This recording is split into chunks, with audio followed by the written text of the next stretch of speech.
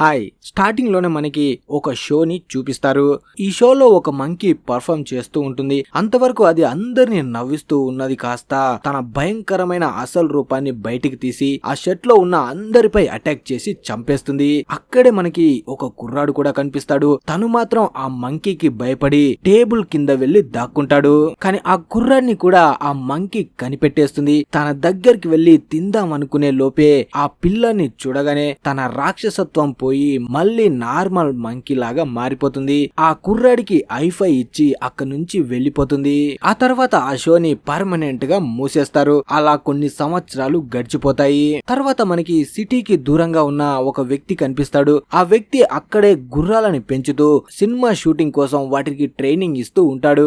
అలా మార్నింగ్ తను ఒక గుర్రానికి ట్రైనింగ్ ఇస్తూ ఉంటే అప్పుడే ఆకాశంలో వింత మార్పులు తనకి కనిపిస్తాయి. ఆకాశం నుంచి కొన్ని వస్తువులు సడన్ గా కింద పడుతూ ఉంటాయి. అలా ఒక కాయిన్ కూడా వేగంగా వచ్చి ఆ గుర్రాలు ట్రైనింగ్ చేసే అతని తలలో దిగిపోతుంది. అంతే, అది దిగగానే తను అక్కడే కింద పడిపోతాడు. అక్కడే అతని కొడుకు ఓజే కూడా ఉంటాడు. ఓజే వెంటనే వాళ్ళ నాన్నని చూసి పరిగెట్టుకుంటూ వచ్చి తనని హాస్పిటల్ కి తీసుకువెళ్తాడు. కానీ హాస్పిటల్ దగ్గరికి వచ్చాక డాక్టర్స్ మీ నాన్న ఆల్రెడీ చనిపోయాడు, ఆకాశంలో ఏదో ప్లేన్ వెళ్ళినట్టుంది, దాని లోపల నుంచి పడ్డ కాయినే మీ నాన్న తలలో దిగింది, అక్కడే చనిపోయాడు అంటారు. వాళ్ళు చెప్పింది వినగానే ఓజీకి కూడా అనిపిస్తుంది ఆ రోజు ఆ టైంకి ఆకాశంలో ఏదో వెళ్ళినట్టు కూడా తనకి అనిపించింది అని. అలా తర్వాత 6 నెలలు గడిచిపోతాయి. ఇంతకు ముందు ఓజే వాళ్ళ నాన్న సినిమా షూటింగ్ లో కోసం గుర్రాలకి ట్రైనింగ్ ఇచ్చి పంపేవాడు. ఇప్పుడు వాళ్ళ నాన్న చేసే పని ఓజే చేస్తూ ఉంటాడు. అలా తనకి చాలా రోజుల తర్వాత ఒక సినిమా కాంట్రాక్ట్ రాగానే తన గుర్రాన్ని తీసుకొని సెట్ కి వెళ్తాడు. ఈ షూటింగ్ కోసం వాళ్ళ దగ్గర చాలా కాలం నుంచి ఉన్న లక్కీ అనే గుర్రాన్ని తీసుకొని వస్తారు. అక్కడికి వచ్చిన తర్వాత ఓజే సిస్టర్ సెట్ లో ఉన్న అందరికి వాళ్ళ ఫ్యామిలీ గురించి చెప్తుంది. సినిమా ఇండస్ట్రీలో ఫస్ట్ వచ్చిన హార్స్ రైడింగ్ పిక్చర్ లో కనిపించింది మా తాతనే, అలాగే ఆ రోజు నుంచి ఈ రోజు వరకు సినిమాస్ లో వాడిన ప్రతి గుర్రాన్ని మా ఫ్యామిలీయే ట్రైనింగ్ ఇచ్చిందని చెప్తుంది. ఓజేకి మాత్రం ఈ చెత్తంతా అవసరమా, వచ్చిన పని చూసుకొని వెళ్ళిపోదాం కదా అన్నట్టు ఉంటాడు. అలా కొంతసేపటికి షూటింగ్ స్టార్ట్ అవుతుంది. కానీ అక్కడ ఉన్న లైట్ రిఫ్లెక్షన్ వల్ల ఆ గుర్రానికి తికమక అవుతుంది. వెంటనే సెట్ లో పిచ్చి పట్టినట్టు ఎవరిని పడితే వాళ్ళని తన్నేస్తుంది. ఆ గుర్రం అంతలా తన్నడంతో చుట్టూ యాక్ట్ చేయడానికి వచ్చిన వాళ్ళు చాలా భయపడతారు. దీంతో మాత్రం అస్సలు పని చేయము అంటారు. దాంతో రాక వచ్చిన ప్రాజెక్ట్ కూడా ఓజే చేతిలో నుంచి వెళ్లిపోతుంది. ఈ సంఘటన వల్ల మనోడు చాలా ఫీల్ అవుతాడు. ఇలా అయితే నా ఫ్యామిలీని నేను ఎలా చూసుకోగలను, మా తాత మా నాన్న ట్రైనింగ్ ఇచ్చినట్టు నేను గుర్రాలకి ట్రైనింగ్ ఇవ్వలేకపోతున్నానని చాలా ఫీల్ అవుతాడు. ఇక కాంట్రాక్ట్ ఎలాగో పోయింది కాబట్టి తనకి పైసలు కావాలి. ఆ పైసలు కావాలంటే ఈ లక్కీ అనే గుర్రాన్ని అమ్మాలి అని వెంటనే దాన్ని తీసుకొని థీమ్ పార్క్ దగ్గరికి వెళ్తాడు. ఈ థీమ్ పార్క్ లోనే వాళ్ళకి అవసరమైన గుర్రాలని పక్షులని కొంటూ ఉంటారు. లోపలికి రాగానే ఓజేకి రిక్కీ పరిచయం అవుతాడు. ఈ రిక్కీ ఎవరో కాదు, స్టార్టింగ్ లో ఆ పిచ్చెక్కిన మంకీ చంపకుండా వదిలిపెట్టింది రిక్కీనే. రిక్కీ కూడా ఆ రోజు జరిగిన సంఘటనని అస్సలు మర్చిపోడు. థీమ్ పార్క్ లోకి ఎవ్వరు వచ్చినా సరే ఆ రోజు జరిగిన సంఘటనని అదే పనిగా చెప్తూ ఉంటాడు. అలాగే ఓజేతో కూడా చెప్తాడు, నాకు ఎవ్వరు లేకపోయినా చిన్నతనం నుంచి ఒక్కనే కష్టపడి ఎదిగాను, ఇదిగో సొంతంగా థీమ్ పార్క్ ను కూడా క్రియేట్ చేసుకునే స్టేజ్ లో ఉన్నాను అంటాడు. ఇప్పుడు నా దగ్గర మస్తు పైసలున్నాయి, నీ దగ్గర ఉన్న ఒక్క గుర్రాన్నేంటి, మొత్తం నీ కాందాన్నే కొనేయగలను అంటాడు. దానికి ఓజే, మొత్తం నీ కమ్మి నేను అడుక్కు తినాలా, నాకదేం అవసరం లేదు, ఈ గుర్రాన్ని మాత్రం తీసుకో అని అక్కడి నుంచి బయటకు వచ్చేస్తాడు. తర్వాత నైట్ కి ఓజే తన సిస్టర్ ఎమరాల్డ్ ఇద్దరు ఇంట్లో ఉన్నప్పుడు బయట వాతావరణం మొత్తం మారిపోతుంది. అసలు ఏం జరుగుతుందో వీళ్ళకి అర్థం కాదు. బయటికి వచ్చి చూస్తూ ఉంటారు. కానీ అప్పుడే మొత్తం పవర్ కట్ అవుతుంది. అలాగే వీళ్ళ దగ్గర ఉన్న ఒక గుర్రం బయటికి వచ్చి అక్కడ నుంచి దూరంగా పారిపోతుంది. వెంటనే ఓజే ఆ గుర్రాన్ని వెతకడం కోసం అక్కడ నుంచి బయలుదేరతాడు. కొంత దూరం వచ్చిన తర్వాత తనకి తన గుర్రం అయితే కనిపించదు, కానీ ఆకాశంలో విచిత్రమైన ఆకారం కనిపిస్తుంది. చూడ్డానికి అది ఏలియన్ షిప్ లా ఉంటుంది. దాన్ని చూడగానే మనోడు ఆశ్చర్యపోతాడు. అలా కొంతసేపట్లోనే ఆ ఏలియన్ షిప్ అక్కడ నుంచి మాయమవుతుంది. అలా ఆశ్చర్యంతో వాళ్ళ ఇంటి వైపు చూస్తే ఇందాక పోయిన కరెంటు మళ్ళీ వచ్చేస్తుంది. దీన్ని బట్టి తను పూర్తిగా అర్థం చేసుకుంటాడు, నిజంగానే తను అనుకున్నట్టు అది ఏలియన్ షిప్పే. అది మా ఇంటి పై నుంచి వెళ్తున్నప్పుడు ఎలక్ట్రికల్ కనెక్షన్ మొత్తం పోతుంది, అలాగే సిగ్నల్స్ కూడా పనిచేయడం లేదు అని వెంటనే ఇంటి దగ్గరికి వచ్చి ఆ ఏలియన్ షిప్ గురించి వాళ్ళ సిస్టర్ ఎమరాల్డ్ కి చెప్తాడు. ఆ మాటలు విని ఎమరాల్డ్ కూడా షాక్ అవుతుంది. అలాగే తనకి ఒక ఐడియా వస్తుంది, ఒకవేళ మనం ఆ ఏలియన్ షిప్ ని ఫోటో తీసి మీడియాకి ఇచ్చామంటే చేసామంటే మనకి మస్తు పైసలు వస్తాయి, అలాగే ఫేమ్ కూడా వస్తుంది అనుకుంటుంది. ఇప్పుడు దాని ఫోటో తీయాలంటే 24 గంటలు అది ఎప్పుడు వస్తుందో అని మనం చూస్తూ కూర్చోలేం కాబట్టి ఇద్దరు కలిసి ఒక నిర్ణయం తీసుకుంటారు. రేపు మార్నింగే మొత్తం ఇంట్లో సీసీటీవీ కెమెరాస్ ని ఫిట్ చేయించాలి అని. వీళ్ళు అనుకున్నట్టే మార్నింగ్ సీసీ కెమెరాస్ ని ఇన్స్టాల్ చేయడానికి టెక్నీషియన్ వస్తాడు. అక్కడికి వచ్చిన తర్వాత ఆ టెక్నీషియన్ ఆ సీసీ కెమెరాల పొజిషన్ చూసి తను షాక్ అవుతాడు. ఎవరైనా కెమెరాస్ ని ఇన్స్టాల్ చేసుకుంటే ఇంట్లో చేయించుకుంటారు, లేకపోతే బయట చేయించుకుంటారు, కానీ వీళ్ళు మాత్రం కెమెరాస్ ని మొత్తం ఆకాశాన్ని రికార్డ్ చేస్తున్నట్టు ఫిట్ చేయిస్తారు. ఇది చూసి మనోడు చాలా ఆశ్చర్యపోతాడు. అలాగే టెక్నీషియన్ కూడా అనిపిస్తుంది వీళ్ళు ఆకాశంలో ఏదో వింతైనదే చూశారు, లేకపోతే ఇంత ఖర్చు పెట్టి సీసీ కెమెరాలో ఆకాశాన్ని ఎవరు చూస్తాడు. అందుకే తను కూడా ఈ సీసీ కెమెరాలకు సంబంధించిన యాక్సిస్ ని తన దగ్గర కూడా పెట్టుకుంటాడు. ఆఫీస్ లో కూర్చొని ఇది మొత్తం తను కూడా చూడాలి అని. అలా టెక్నీషియన్ వెళ్లిపోయిన తర్వాత వీళ్ళు నైట్ కి ఆ ఏలియన్ కోసం వెయిట్ చేస్తూ ఉంటే వీళ్ళు అనుకున్న ప్రకారమే ఆ రోజు కూడా ఏలియన్ వస్తుంది. కాకపోతే ఆ ఏలియన్ వచ్చింది సీసీ కెమెరాల్లో రికార్డ్ అవ్వదు. ఎప్పుడైతే ఆ ఏలియన్ అక్కడికి వస్తుందో మొత్తం పవర్ కట్ అవుతుంది. ఆ పవర్ పోవడం వల్ల సీసీ కెమెరాలో ఆ ఏలియన్ షిప్ రికార్డ్ అవ్వదు. దాంతో వీళ్ళు నిర్ణయం తీసుకుంటారు ఈ ఏలియన్ షిప్ ని క్యాప్చర్ చేయాలంటే ఇంకో ఏదైనా మార్గాన్ని వెతకాలి అని. ఇక్కడ ఆఫీస్ లో ఉన్న టెక్నీషియన్ కూడా ఆ ఫుటేజ్ ని మొత్తం చూస్తాడు. అప్పుడే తనకి అనిపిస్తుంది ఈ ఫుటేజ్ ని మొత్తం ఫాస్ట్ ఫార్వర్డ్ చేస్తే ఆకాశంలో ఏం జరిగిందో మనకి అర్థమవుతుందని ఓజేకి కాల్ చేసి చెప్తాడు. అలా వాళ్ళు ఫాస్ట్ ఫార్వర్డ్ చేసి చూస్తే పైన ఉన్న మేఘాలు మొత్తం స్పీడ్ గా పక్కకి వెళ్లిపోతూ ఉంటాయి, ఒక్క మేఘం తప్ప. అప్పుడే తను అనుకుంటాడు ఆ మేఘం పైనే ఏదో దాగుంది అని. వెంటనే మళ్ళీ ఓజే వాళ్ళ ఇంటి దగ్గరికి వస్తాడు. అక్కడికి వచ్చి ముగ్గురు కలిసి ఆ మేఘాన్ని చూస్తారు. అప్పుడే ఎమరాల్డ్ అంటుంది అది ఒక ఏలియన్ షిప్ అయి ఉంటుంది, దాన్ని మనం ఫోటో తీసి అందరికి చూపిస్తే సరిపోతుంది కదా అంటుంది. కానీ టెక్నీషియన్ మాత్రం అలా ఫోటో చూపినంత మాత్రాన ఎవ్వరు నమ్మరు, దీని గురించి మనం బయటికి చెప్పాలంటే వేరే మార్గాన్ని వెతకాలి అంటాడు. తర్వాత మనకి రికీ కనిపిస్తాడు. తను తన థీమ్ పార్క్ లో షోని చేస్తూ ఉంటాడు. రికీ తన దగ్గర ఉన్న మ్యాజిక్ పవర్ ని ఉపయోగించి పెద్ద పెద్ద వస్తువుల్ని కూడా మాయం చేయగలడు. ఇప్పుడు తను ఓజే దగ్గర తీసుకున్న లక్కీ అనే గుర్రాన్ని మాయం చేయబోతూ అందరికి చూపెడతాడు. ఇలాంటి షోలు చేయడం వల్లే మనోడు చాలా ఫేమస్ అయ్యాడు. ఇప్పుడు కూడా ఈ షోని చూడడానికి చాలా మంది వస్తారు. కానీ ఆ షో స్టార్ట్ అవ్వగానే అక్కడ పెద్దగా తుఫాన్ వస్తుంది. ఆ తుఫాన్ ని చూడగానే రికీ కూడా సంతోషపడతాడు, తన ట్రిక్ నిజం అవ్వబోతుంది అని. చాలా సేపటి నుంచి ఆ థీమ్ పార్క్ పైన ఉన్న మేఘం కదలకుండా అక్కడే ఉంటుంది. ఇప్పుడే సడన్ గా అది కదలడం మొదలు పెడుతుంది. అది డైరెక్ట్ గా రికీ పైకి వచ్చి కింద ఉన్న లక్కీ అనే గుర్రాన్ని పైకి లాగేసుకుంటుంది. గుర్రంతో పాటు మనోని కూడా లాగేసుకుంటుంది.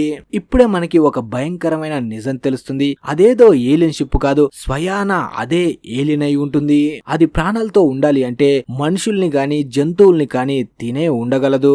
రికీకి ముందు నుంచే ఈ ఏలియన్ గురించి తెలుసు, అలాగే దాన్ని కంట్రోల్ చేయడం కూడా మనోడికి బాగా తెలుసు. ఎప్పుడు తను దానికి కావలసిన ఆహారాన్ని పెట్టి తన కోసం పని చేసేలా చేసుకునేవాడు. అందుకే తను జంతువుల్ని తీసుకువచ్చి థీమ్ పార్క్ లో మాయం చేసేవాడు. ఆ ఏలియన్ వచ్చి తీసుకెళ్లడం వల్ల చుట్టూ చూస్తున్న వాళ్ళు రికీ దగ్గర నిజంగానే మ్యాజికల్ పవర్స్ ఉన్నాయి, తను తలుచుకుంటే ఇట్టే ప్రతి దాన్ని మాయం చేయగలడు అనుకుంటారు. కాకపోతే పాములు పట్టేవాడు పాము కాటికే సచ్చినట్టు ఏలియన్ తో ఆడుకున్నవాడు ఏలియన్ నోట్లోకి వెళ్లిపోయాడు. ఈ రోజు ఏలియన్ పూర్తిగా కంట్రోల్ తప్పుతుంది. మొత్తం థీమ్ పార్క్ లో ఉన్న వాళ్ళపై అటాక్ చేస్తుంది. దొరికిన వాళ్ళని తినేస్తుంది, దొరకని వాళ్ళ కోసం వెతుకుతూ ఉంటుంది. దాంతో అందరూ భయపడి అక్కడి నుంచి పారిపోతారు. ఒక్కరు కూడా థీమ్ పార్క్ చుట్టుపక్కలకి రారు. సాయంత్రం అవ్వగానే ఓజే ఆ థీమ్ పార్క్ దగ్గరికి వస్తాడు. అక్కడ ఎవ్వరు తనకి కనిపించరు. అసలు ఏం జరిగిందని వెతుక్కుంటూ ముందుకు వెళ్తూ ఉంటే సడన్ గా ఏలియన్ వచ్చి తన మీద అటాక్ చేస్తుంది. ఆ ఏలియన్ ఎవరైనా వస్తే ఇక్కడికి తిందామని వెయిట్ చేస్తూ ఉంటుంది. ఓజేని చూడగానే తన మీద అటాక్ చేయడానికి వస్తుంది. మనోడు మాత్రం దాని నుంచి తప్పించుకొని అక్కడ ఉన్న క్యాబిన్ కింద వెళ్లి దాక్కుంటాడు. అదే టైంలో క్యాబిన్ తలకి తగలడం వల్ల అక్కడే స్పృహ తప్పి కింద పడిపోతాడు. ఏలియన్ కూడా తను దొరకకపోవడంతో ఏలియన్ అక్కడి నుంచి వెళ్లిపోతుంది. కొంతసేపటి తర్వాత ఓజేకి మెలకువ రాగానే అక్కడి నుంచి పారిపోతూ తన సిస్టర్ కి కాల్ చేసి జరిగిన విషయం మొత్తం చెప్తాడు. మనం ఇంతవరకు దేన్నైతే ఏలియన్ షిప్ అనుకుంటున్నామో అది ఏలియన్ షిప్ కాదు, అదే ఏలియన్ ఇక్కడ థీమ్ పార్క్ దగ్గర అందరి మీద అటాక్ చేసి చాలా మందిని తినేసింది. అది నన్ను కూడా తినడానికి వచ్చింది, కానీ నేను తప్పించుకున్నాను, ఇంటి దగ్గరికి వచ్చేస్తున్నాను అంటాడు. అలా కాల్ కట్ చేయగానే ఇక్కడ ఎమరాల్డ్ కూడా విచిత్రమైన సంఘటనలు కనిపిస్తాయి. ఈ టైంలో ఏలియన్ ఓజే వాళ్ళ ఇంటి పైనే ఉంటుంది. అది ఇంతవరకు ఎవరైతే మనుషుల్ని జంతువుల్ని తిన్నదో వాళ్ళ వాళ్ళ దగ్గర ఉన్న అన్ని వస్తువుల్ని బయటికి ఊసేస్తూ ఉంటుంది. అది డైరెక్ట్ గా వాళ్ళ ఇంటి మీద ఊయగానే మొత్తం వీళ్ళ ఇల్లు రక్తంతో తడిసిపోతుంది.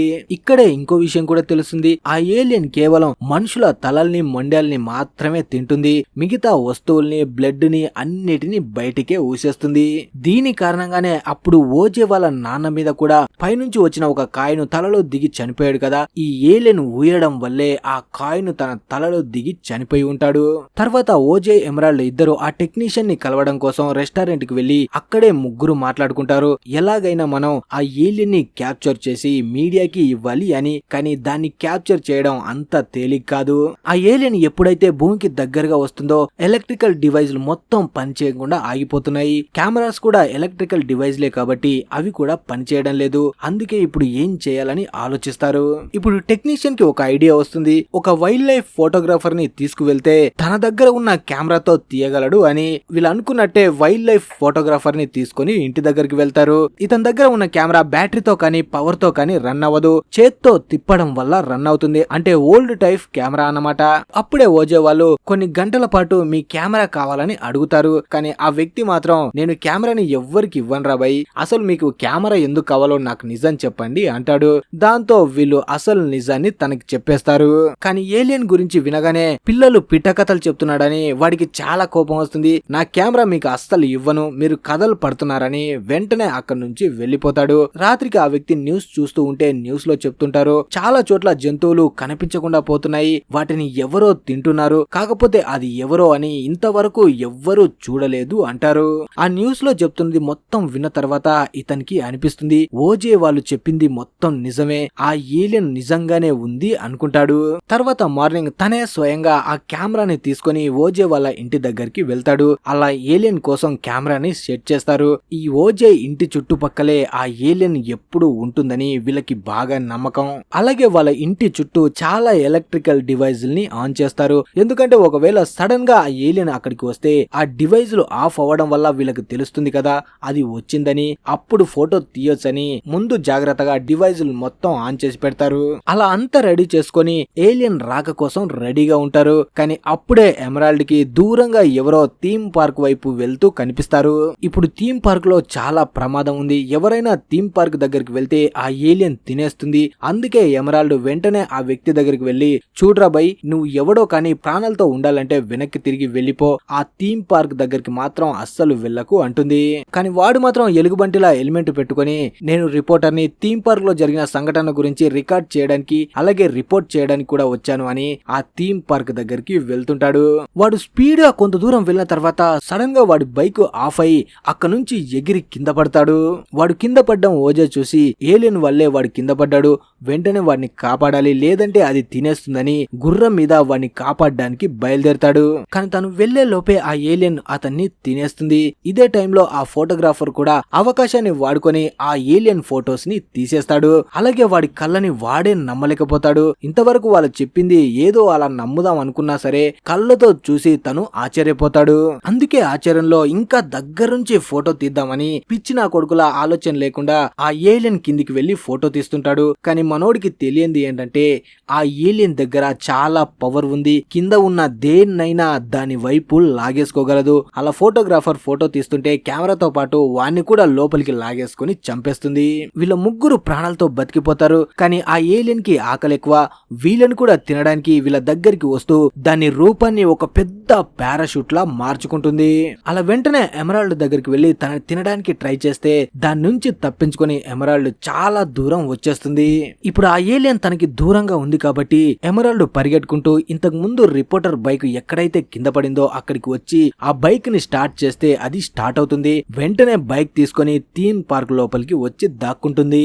అప్పుడే ఎమరాల్డ్ తెలివిగా ఆలోచించి ఆ థీమ్ పార్క్ లో ఉన్న పెద్ద పెద్ద బెలూన్స్ ని కట్ చేస్తుంది. ఆ బెలూన్స్ ఆకాశం లోపలికి వెళ్తూ ఉంటే ఆ ఏలియన్ అవి కూడా మనుషులే అనుకొని ఆ బెలూన్స్ దగ్గరికి వచ్చి తింటూ ఉంటుంది.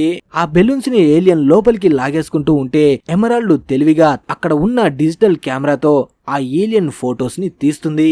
ఏలియన్ ఆ బెలూన్ ని తన లోపలికి లాగేసుకోవడానికి ఆకాశం పైన దూరంగా వెళ్ళింది కాబట్టి కింద ఉన్న డిజిటల్ కెమెరా వర్క్ చేస్తుంది. అలా ఫుల్ జూమ్ చేసి ఆ ఏలియన్ ఫొటోస్ ని ఎమరాల్డ్ లో తీస్తుంది.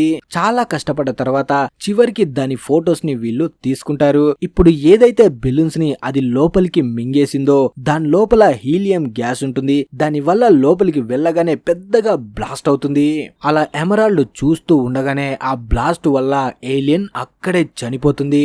అలా ఏలియన్ చనిపోయినందుకు ఎమరాల్డ్ కూడా ప్రశాంతంగా అక్కడే కూర్చుంటుంది. తర్వాత మనకి ఓజా కనిపిస్తాడు. తను కూడా ఇప్పుడు సేఫ్ గానే ఉంటాడు. కాకపోతే చిన్న గాయం అవ్వడం వల్ల తన గుర్రం పై నుంచి మళ్ళా ఇంటి దగ్గరికి బయలుదేరుతాడు.